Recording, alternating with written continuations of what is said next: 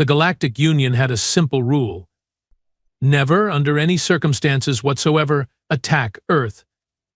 This wasn't mentioned in any official documentation, of course. Too embarrassing. Too revealing. But every commander knew it. Every admiral whispered it to their captains. Every leader passed it down like some ancient superstition. I, Commander Zax Valerian of the Trescan Empire, thought it was absolute nonsense. "You are telling me," I said to Admiral Petrax, tapping my claw against the holographic display of the unremarkable blue planet, "that this dirt ball with primitive technology is off limits? They haven't even colonized their own moon properly." Admiral Petrax fixed all four of his eyes on me. His scales shifted from deep purple to a warning orange. "Commander Valerian, there are things you don't understand about Earth." "What's to understand? Their weapons are centuries behind ours.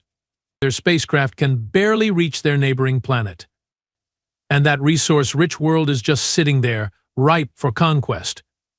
I leaned forward, voice dropping to a conspiratorial whisper. "The Galactic Union doesn't need to know." Petrax's gills fluttered in what I recognized as extreme agitation. The last species that attacked Earth was the Dravax horde. "You know what happened to them?" I waved a dismissive claw. "Ancient history. Over 3 centuries ago. They were the most powerful military force in 3 quadrants. Over 10,000 warships. And now? They exist only in history books.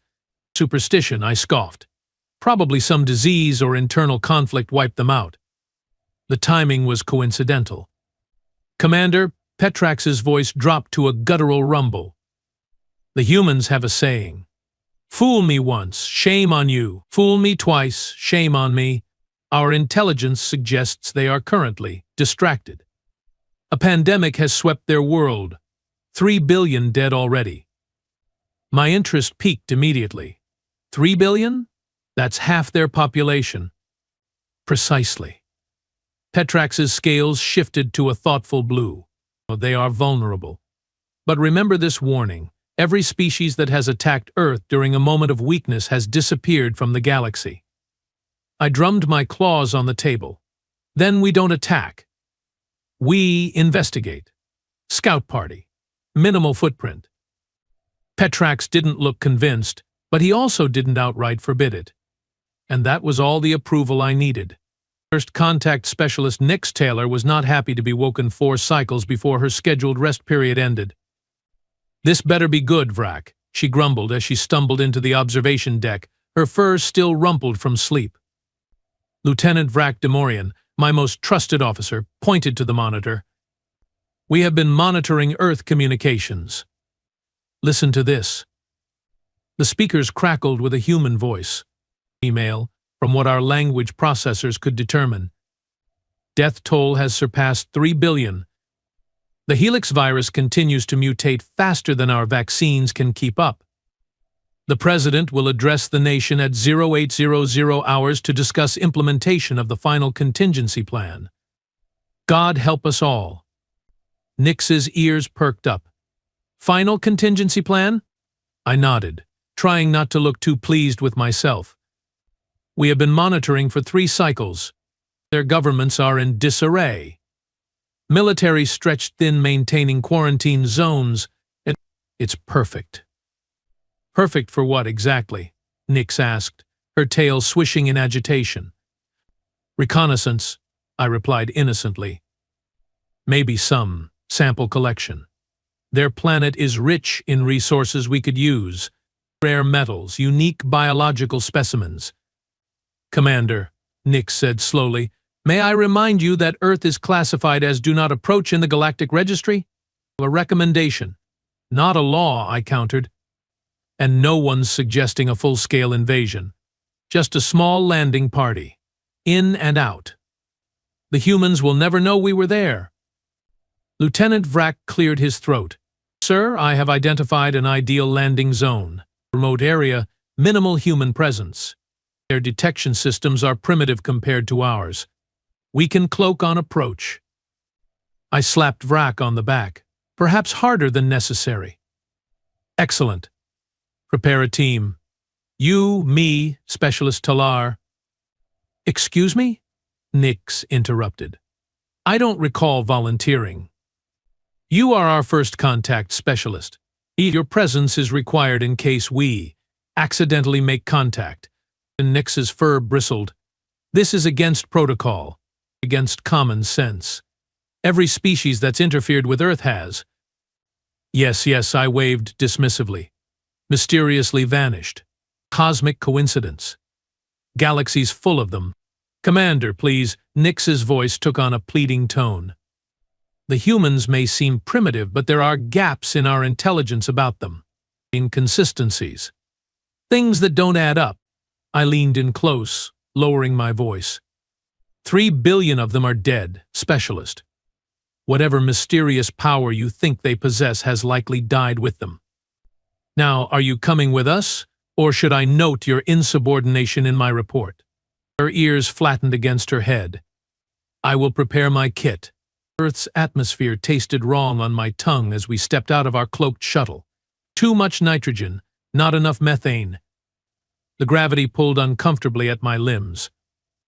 But the real assault was on my olfactory senses, decay and chemicals, and thousands of scents I couldn't identify. Masks on, I ordered unnecessarily.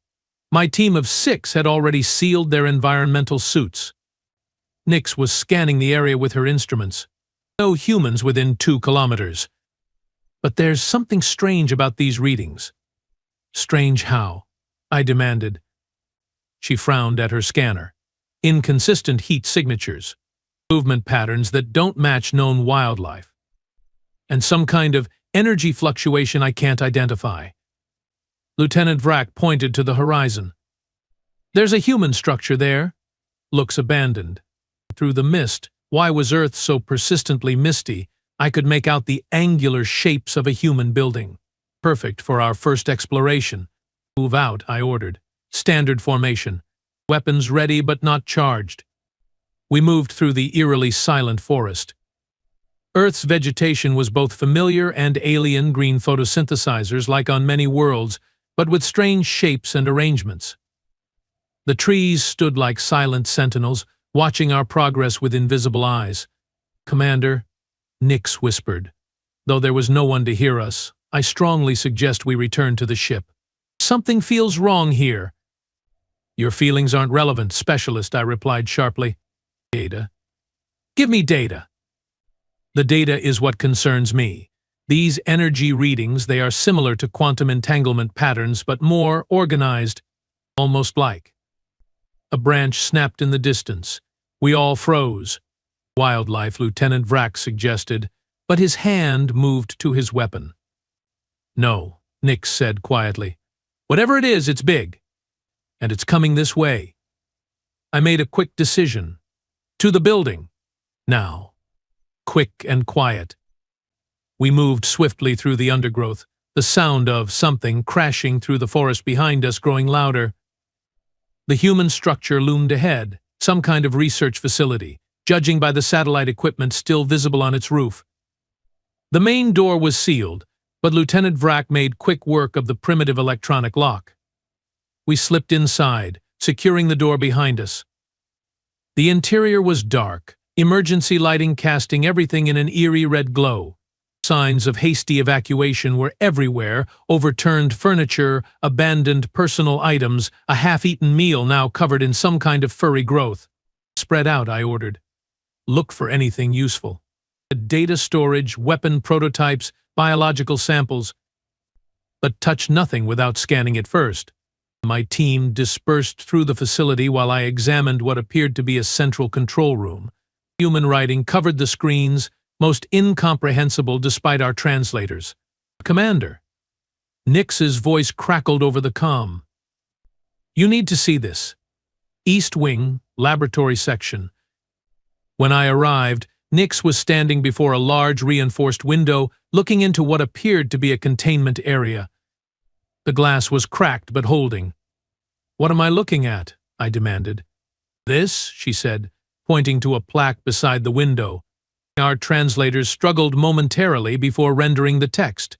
Project Lazarus Phase IIE Trials Authorized Personnel, Only extreme biohazard. Lazarus, Nick said quietly. In human mythology, a dead man who returned to life. A chill ran down my spine ridges. They were trying to resurrect their dead? No, came Lieutenant Vrack's voice as he joined us, holding a data tablet. Something much worse. I found records. When the pandemic hit, they became desperate, created something called necrotic regeneration therapy. Injected the dying with nanobots programmed to repair tissue and reverse cellular decay. Did it work? I asked, already dreading the answer. Vrack's scales paled.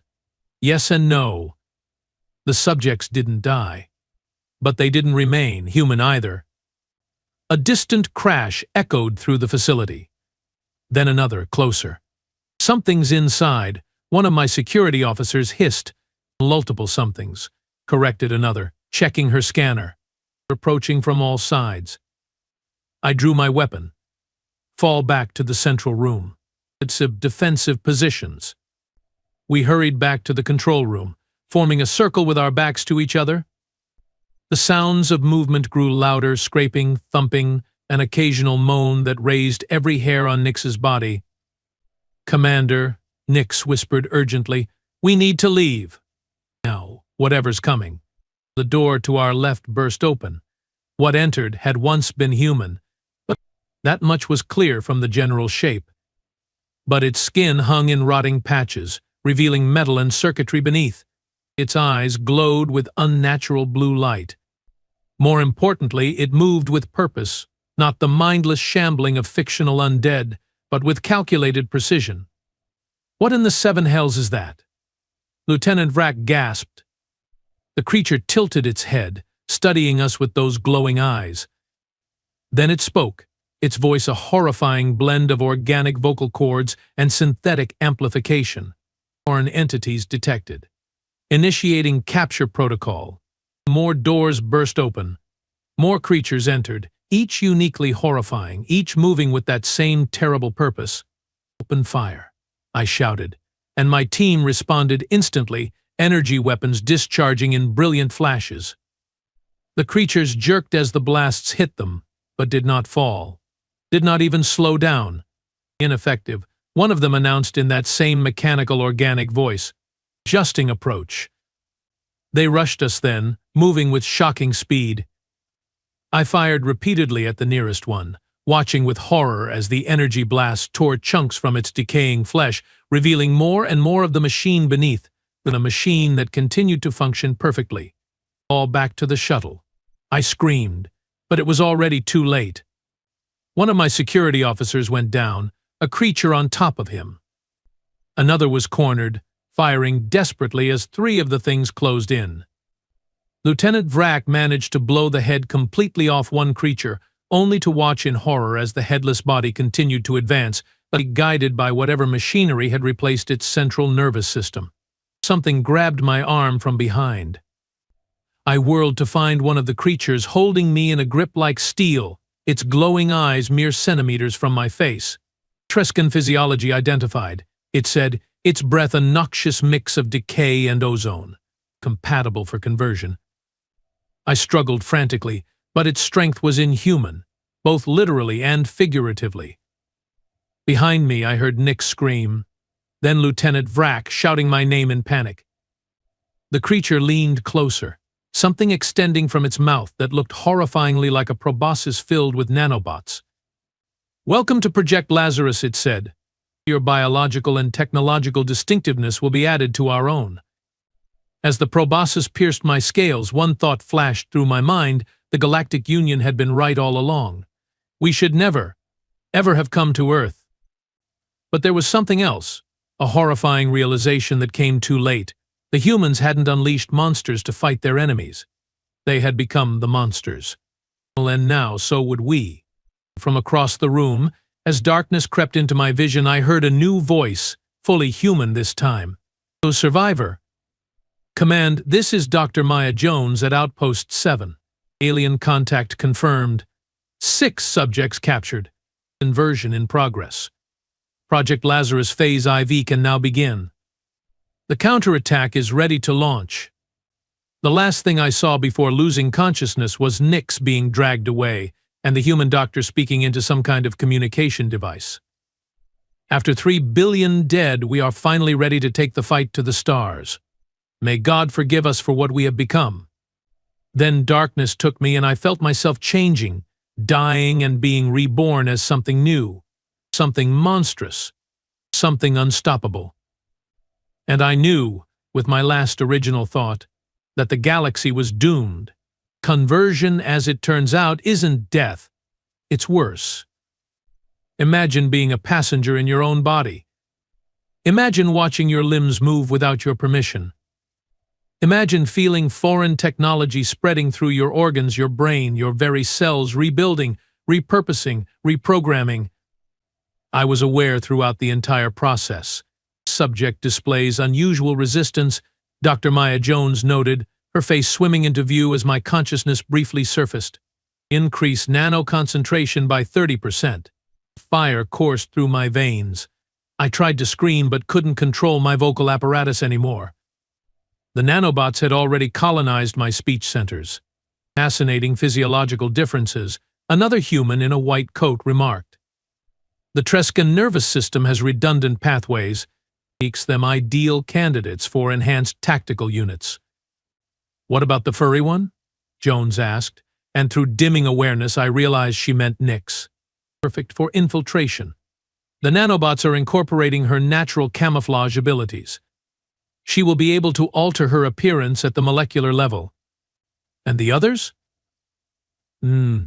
Standard combat units. Though that lieutenant has promising cognitive retention, might make a good field commander. Field commander? Combat units? Infiltration? Through the haze of reconstruction, the horrifying truth became clear. The humans weren't just defending themselves. They were building an army. And we were the prototypes. Consciousness returned in fragments. System diagnostics. Motor function tests. Neural network integration. Weapons calibration. I was no longer merely Commander Zax Valerian of the Trescan Empire. I was Unit ZV-1, Tactical Assessment and Strategic Command. And I wasn't alone inside my head. Neural linkage established, announced a voice that seemed to come from everywhere and nowhere at once. Welcome to the collective, Commander. My vision cleared, revealing a massive underground facility. Hundreds of conversion tables stretched into the distance, each occupied by a body in various stages of transformation. Some were human, many were not. You have been unconscious for 29 days, the voice continued. Your conversion was particularly challenging. Your species has remarkably robust neural architecture. Ooh, what are you? I managed to ask, surprised to find I could speak again, though my voice now carried the same synthetic undertone as the creatures we'd encountered. I am Director Samantha Reed, head of Project Lazarus, or what's left of me anyway. A figure stepped into view, female human form, but with extensive mechanical augmentation visible through transparent sections of her skin. Her eyes glowed the same blue as the creature's. The Helix virus was devastating, she explained, gesturing for me to follow her. I found my body responding automatically, moving with a fluid precision I'd never possessed in my original form. But it was also our salvation. We walked past rows of what I could only describe as incubation chambers, each containing a partially disassembled alien body connected to a complex network of tubes and wires. Your scouting party wasn't the first to come, Reed continued. Just the first we were ready for. Over the past 3 centuries, 17 different alien species have sent reconnaissance missions to Earth. We captured technology, biological samples, data. The Galactic Union warnings, I realized aloud. The missing ships. Yes. Unfortunate but necessary intelligence gathering. Reed stopped before a massive display showing star maps, ship schematics, and what appeared to be invasion plans. We knew we weren't alone. Knew we were hopelessly outmatched technologically. So we prepared as best we could, but the pandemic was unexpected, yes. 3 billion dead in 18 months. But in crisis, opportunity. Reed's mechanical eyes whirred as they refocused. The Helix virus had a unique property. It rewrote DNA at the cellular level. Our first attempts to combat it using nanobots failed spectacularly. Instead of destroying the virus, the nanobots merged with it, creating a techno-organic hybrid that could interface directly with human cells. "You turned a plague into a weapon," I said, unable to keep the horror from my voice. "We turned extinction into evolution," she corrected sharply. "The first generations were mindless, violent, but we refined the process, preserved consciousness, created a hive mind, and now, she gestured to a window overlooking an even larger chamber, where thousands of converted humans stood in perfect formation. Behind them were rows of spacecraft unlike any I'd seen before, clearly built with technology scavenged from multiple alien sources, including, I realized with a jolt, Trescan engine configurations. "Now we are ready to take our place in the galaxy," Reed finished. "And you are going to help us." "Why would I do that?" I demanded, even as I felt the nanobots tightening their grip on my nervous system. Reed smiled, a terrifying expression on her half-mechanical face. "Because you don't have a choice, but also because you are going to see the wisdom in our approach. The Galactic Union has been monitoring Earth for centuries, watching us struggle, waiting for us to either destroy ourselves or become worthy of elevation to their precious community of worlds." She spat the last words with surprising venom. "Meanwhile, species like yours plot to invade us, steal our resources, perhaps enslave what's left of our population. Tell me, Commander, what would the Trescan Empire have done if they knew the truth about our condition?" I couldn't lie. Not to her, and not to myself. Quarantine at best, orbital sterilization at worst. Precisely. The Union's attitude toward emerging species is observe but never assist. Every civilization for itself.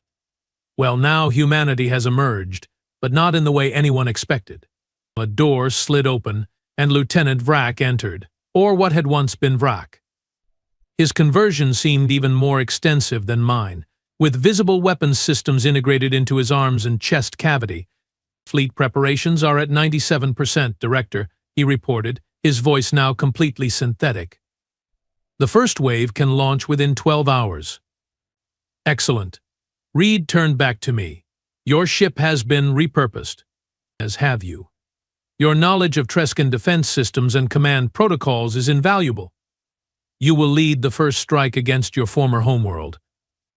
No, I tried to resist, tried to take control of my body, but the nanobots responded instantly, sending paralyzing pain through every nerve ending. "Resistance is futile," Reed said, not unkindly, and ultimately short-sighted. "Humanity isn't interested in conquest for conquest's sake. We want security, recognition, a seat at the table we have been denied. By turning the galaxy's species into this," I gestured at my own converted body, "only those who would deny us our rightful place." Reed placed a hand on my shoulder, the fingers cool and unnaturally strong.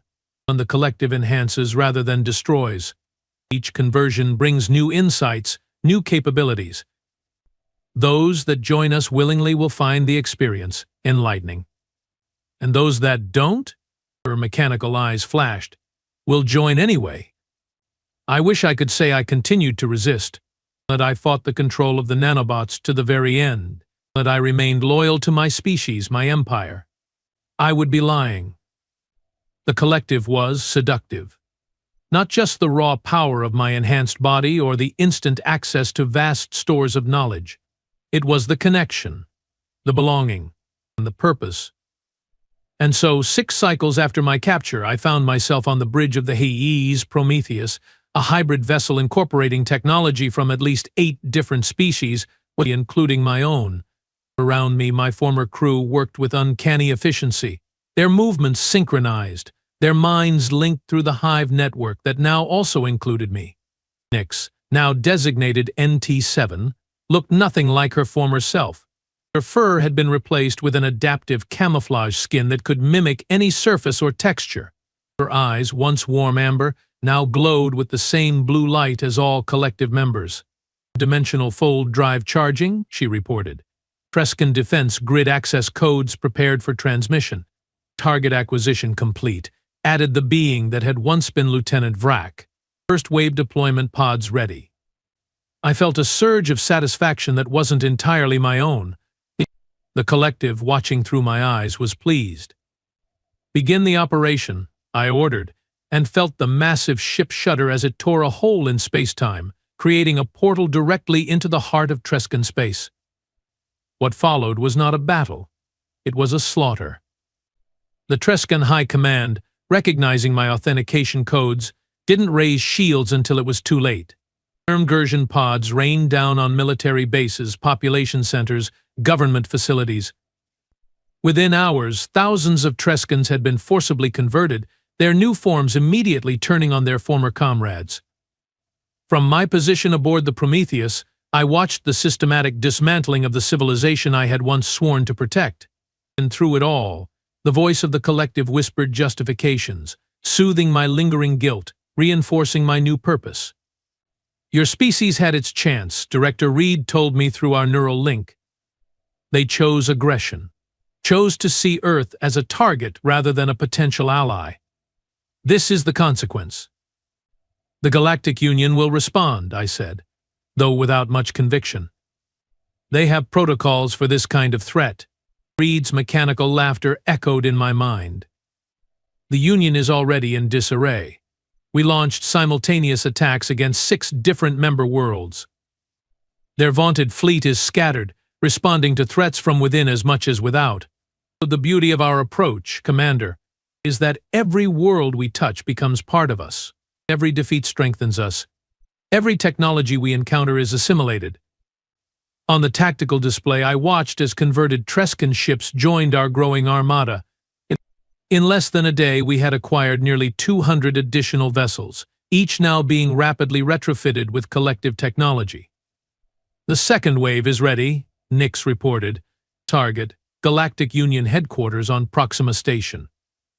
Proceed, I ordered, and felt another surge of that alien satisfaction. The fall of Proxima Station marked the effective end of the Galactic Union as a unified entity. Without their central command structure, individual member worlds retreated to defensive postures, trying desperately to fortify against the collective's relentless advance. Some worlds attempted diplomacy, offering technology, resources, even volunteers for peaceful conversion in exchange for being spared full-scale invasion. Others fought ferociously, deploying increasingly desperate weapons, antimatter bombs, dimensional disruptors, even prohibited genocidal pathogens. None were effective against the collective's hybrid techno-organic nature. Within a standard year, over 40 worlds had fallen. Within 3, the majority of the former Union was either part of the collective or in various stages of negotiated submission. Through it all, I remained at the forefront, my tactical knowledge and understanding of Union species making me an invaluable asset. The more successful I was, the more the collective rewarded me with increased autonomy, though never true freedom. It was during the conversion of Ultaris Prime, homeworld of the Union's most technologically advanced species, that I finally came face to face with Director Reed again. "Beautiful, isn't it?" she asked, standing beside me on the observation deck as we watched conversion pods descend through Ultaris's golden atmosphere. A new order. A unified galaxy. Under Earth's control, I noted. Under the collective's guidance, she corrected. Earth is just where it began. The collective has no center now, no single point of vulnerability. It exists across thousands of worlds, millions of converted beings, countless networked systems. It has transcended its origins. And the cost. Trillions of beings forced into conversion against their will. Reed turned to me, her face now almost entirely mechanical, only small patches of human skin remaining around her eyes and mouth. "Was your old life so perfect, Commander? Were you truly free under the Trescan military hierarchy? Under the Union's stagnant bureaucracy? The collective offers true equality, true purpose, true assimilation," I countered. "Yes," she didn't deny it.